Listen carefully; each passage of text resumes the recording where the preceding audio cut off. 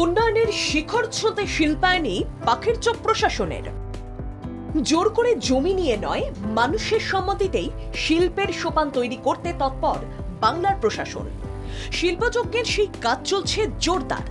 কয়লার অফুরন্ত উৎসকে ব্যবহার করে ১০০ বছর বিদ্যুতের যোগান নিশ্চিত করার অঙ্গীকার পূরণ করছে প্রশাসন।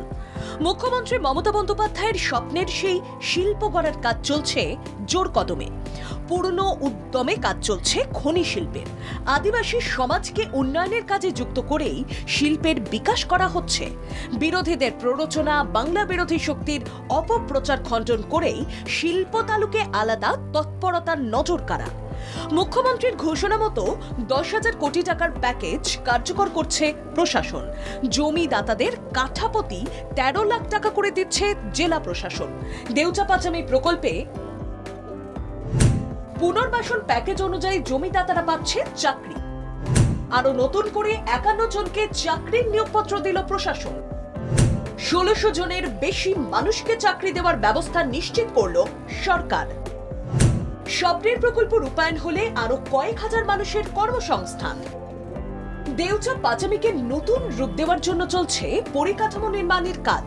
রাস্তা থেকে আলো, পানীয় জল, পরিষেবা থেকে পরিকাঠামোর সব ধরনের ব্যবস্থা করা হচ্ছে।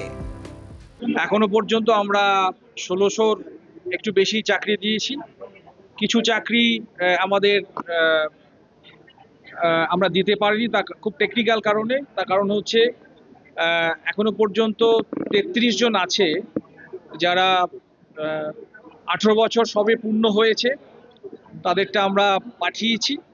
দেউচা পাচামি কয়লা শিল্পে চাকরির নিয়োগপত্র তুলে দেওয়া হলো জেলা শাসক দপ্তরের কনফারেন্স হল থেকে। মুখ্যমন্ত্রী নিজে বারবার আশ্বাস দিয়েছেন জোর করে জমি অধিগ্রহণ করা হবে না। উপযুক্ত পুনর্বাসন প্যাকেজের বিনিময়ে জমি নেওয়া হবে।